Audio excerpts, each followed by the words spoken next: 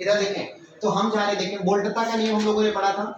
वोल्टता का नियम, अरे इसे कहते हैं किरचॉफ का द्वितीय नियम, वोल्टता का नियम या लूप रूल ना, वोल्टता का नियम हाँ, या किरचॉफ का द्वितीय नियम या वोल्टता का नियम या लूप रूल ना। आइए देखिएगा, हमने देखिए हमें क्वेश्चन दे रहे हैं आपको, अगर आपको ये लगाने आ गया होगा तो क्वेश्चन दे रहे हैं इसके बेसिस पर। इधर सुने आप, प्लस ये माइनस हो गया, यहाँ पर एक मान लीजिए प्रतिरोध है R1 है,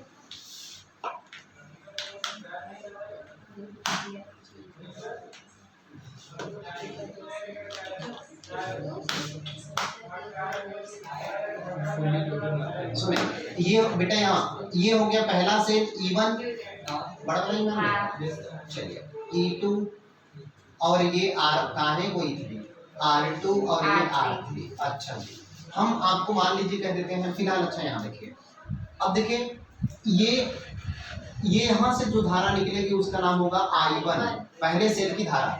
यहाँ से जो धारा निकलेगी उसका नाम होगा I2। एक मिनट बढ़िया समझिएगा, अगर एक बार परिपथ समझ गए आप तो समझिए बढ़िया, बार बार हम लोग का काम बन जाएगा, इससे बहुत सारे क्वेश्चन सॉल्व हो जाएंगे। ये चैप्टर खत्म ही हो गया बस समझिए, इसका तो 5 मिनट लगेंगे, 5-10 मिनट। इधर ये I1 इधर से आकर के इस रास्ते नहीं जाएगा, वो नीचे आएगा।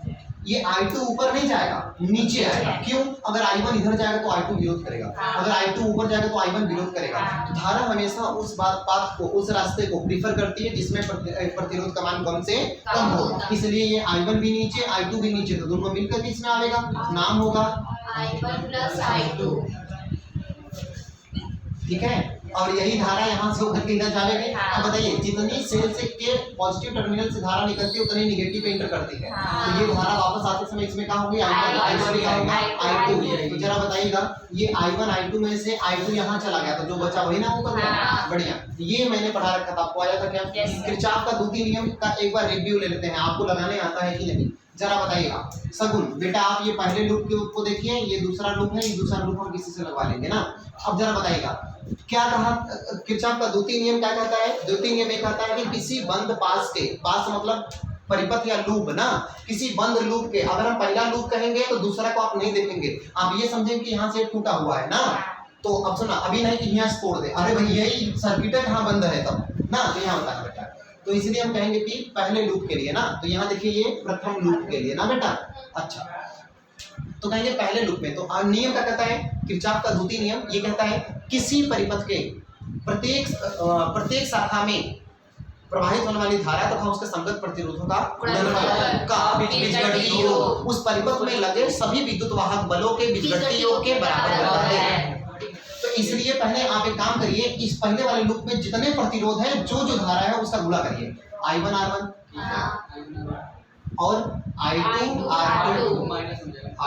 R2, ठीक है ना। अच्छा, अब इन दोनों का बीजगणितीय योग मतलब दिशा सही देखिए ना। तो बताइएगा, I1 ऐसे आ रहा है, पहले लूप की बस बात करें, दूसरा नहीं देखेंगे आप। तो I1 ऐसे आ रहा है और I2 ऐसे जा रहा है, बोलिए। अब तो जब रास्ता नहीं है तो तब तो जइबे करेगा दोनों। तो बताइए विपरीत है कि नहीं? I1 I2 विपरीत है कि नहीं? तो चाहे कह दीजिए आप इस समय मेरे से विपरीत दिशा में, हम कहें कि आप मेरे से उल्टे दिशा में बैठे हैं, अब सर आप मेरे उल्टे दिशा में, दोनों लोग सही हैं, समझे ना। तो वही बात की किसके रिस्पेक्ट में आप कहेंगे नहीं सर हम इसको माइनस करेंगे, करिए आपका मन, आप कहेंगे इसको माइनस करेंगे तो इसको करिए। याद रखना कि अगर जिसको माइनस पहले वाले को माइनस करेंगे तो सेल का पहले वाला भी माइनस में बनेगा उस बार ना। तो फिलहाल यहाँ पर ये बात समझ में आई कि नहीं?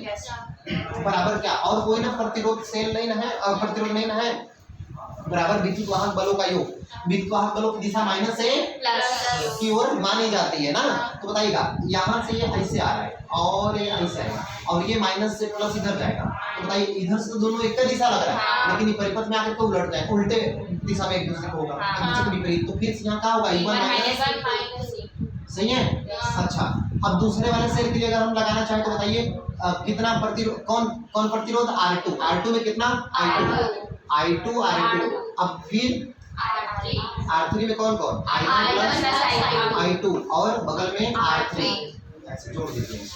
अब उस ऊपर वाले को नहीं देखना है, नीचे वाले को देखना है। तो इन दोनों में देखिए, ये करंट ऐसे जा रही है, ऐसे ही घूम रही है। अरे और कोनो करंट नहीं है तो प्लस रहेगा ना, बराबर कैट हो सेल बस E2 है, खत्म का। बोले ये आपको लगाने आया था? Yes, sir. बढ़िया। तो जरा मुझे एक क्वेश्चन का मेरे जवाब दे दीजिएगा। चलिए, इसका मान मैंने 1 ओम दे दिया आपको, इसका मान भी 1 ओम दे दिया। ऐसा जो है आप लोग को आपका दूर कर दिया। चलिए, इसका मान 2 ओम दे दिया 1.5 वोल्ट। और क्या करें इसको, चलिए एक काम करते हैं, इसको मान लीजिए कि 3 वोल्ट है, इसको 2 वोल्ट है।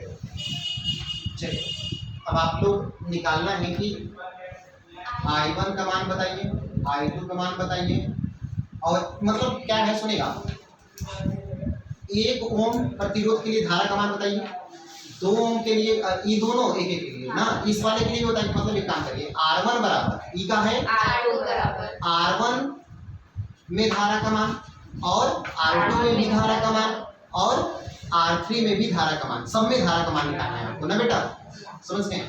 आइए लगा के देखिए, किरचॉफ का नियम अगर आप लगा लेंगे ये तो हो गया काम। देखिए यहाँ भी लगा देते हैं। तो आइए देखिए, नियम पहला लगाइए, ये मुझे अलग से, चलिए अच्छा आपको दिखा देते हैं, ये फिर नियम आपको रिवीजन फिर करवा देते हैं। पहले वाले सेल की धारा इसमें होगी ना? हाँ। चलिए गुणा करिए, बोलिए I1 into 1। एक पहले बार तो लिखेंगे हाँ। आपको समझाने के लिए, Yes. अगले बार तो शॉर्टकट मारना शुरू ना। हाँ। तो इधर फिर माइनस I2 into 1 ना, सही ना? हाँ। मुझे R1 R2 लिखना पड़ेगा नहीं। इक्वल टू इन दोनों का अंतर ना 2। तो इसको I1 minus I2 equal to 1। ठीक, अच्छा। तो अब आगे का है दूसरे वाले लूप के लिए, बताइएगा कितना I2 मतलब कि I2 into 1 प्लस अरे I1 प्लस I2 इंटू, ये बेटा समझ में आ रहा है कि नहीं? बराबर कितना? केवल 2। ठीक है, आइए इसका गुणा कर लीजिए, I2 plus I1 plus 2I2 बराबर 2। सर क्यों 2I1 होगा ना? 2I1 भी होगा। 2I1 होगा। हाँ तो लिखे नहीं है यहाँ पर, हाँ ठीक है। इधर 2I2 और एक I2 कितना? 3I2। तो 2I1 प्लस 3I2 बराबर 2। Equation number 2। जरा आइए देखा जाए तो I1 I2 अगर इसमें 2 का मल्टीप्लाई कर दें, समीकरण 1 में 2 मल्टीप्लाई करके 2 के साथ हल कर लेते हैं। तो आइए समीकरण 1 में क्या करने पर, 2 से समीकरण 1 into 2। 3 से करिए ना। अरे तो 1 से भी कर सकते हैं, 2 से भी कर सकते हैं, 3 से भी कर सकते हैं, कोई दिक्कत नहीं। नहीं वो नहीं, कोई दिक्कत नहीं, सही है। कोई दिक्कत नहीं सर। क्या करें? 3 से करिए ना, डायरेक्ट कट जाएगा। चलिए वो इससे भी हो जाए तो 1 into 3 ये समीकरण 1 है। हाँ सर।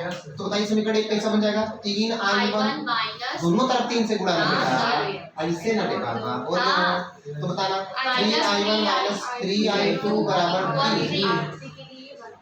अब इस हाँ ये हो गया हमारा समीकरण नंबर 3 कर देना।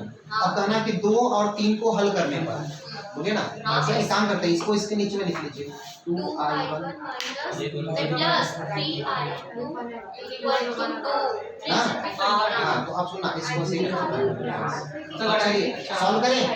तो ये प्लस प्लस तो माइनस, माइनस प्लस तो माइनस, आई प्लस प्लस तो माइनस। अरे सर जोड़ दिया है।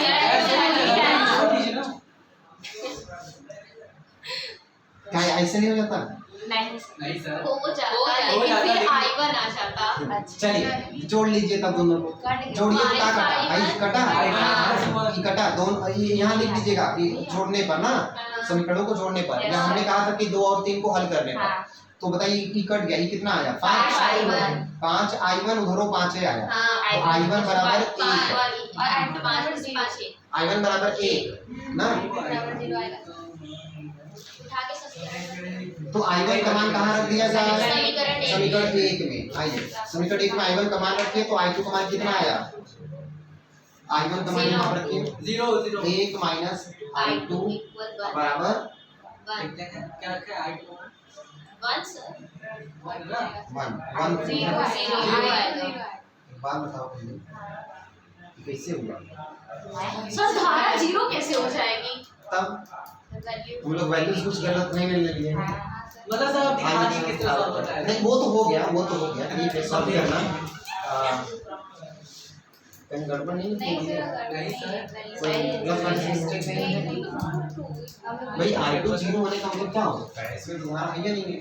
अब इसमें है या नहीं तो इससे कैसे कोई पोटेंशियल इसको धारा होगा करेगा ना? क्या करवाए हो आप लोग हैं? क्या चीज है? आप बस मान क्या दे दिए, वैल्यू दूसरी दे दीजिए हो वो तो है वैल्यू दूसरा दे, हम पता है लिखने के पहले हम सोच रहे थे कि वैल्यू दूसरा दे दिया, लेकिन छोड़ो कोई बात नहीं। हम पता है जब आपने 1 कहा ना तब भी हम सोचे कि अरे भाई क्या आ रहा है, हमारा तो इक्वेशन 1 माइनस a इतना इक्वल टू 1 है, मतलब एक का अंतर होना चाहिए, एक कम ज्यादा होना चाहिए, ये 1 कैसे आ गया? इसका तो दूसरा जीरो होवे करेगा तब, ये गलत हो जाएगा ना, मतलब ठीक नहीं है। तो आप वैल्यू कुछ और ले सकते हैं ना, फिलहाल वैल्यू कुछ और ले सकते हैं अगर प्लस माइनस कहीं पे गलत नहीं है तो ना, वो आप देख लीजिएगा, ठीक है। फिलहाल समझ में आया ना पूरा 100% सत्य है, तरीका बढ़िया है लगाने का, सही एकदम एकदम सिंपल है, कोई गलती नहीं। अब आइए दूसरे वाले के लिए करा जाए, तो इसमें कितना करंट होगा? तब तो 1 ही रहेगा ना, तब तो ये 1 ही रहेगा, I2 जीरो ही है तो 1 ही रहेगा। तो ये हमारे लगाने का तरीका होगा, समझ में आया क्या? ठीक है नहीं हो गया आया ना? ओके, तो ये हमारा तरीका होगा ऐसे हम लोग लगाने का, ठीक है। क्वेश्चन आइए आगे पढ़ते हैं हम लोग।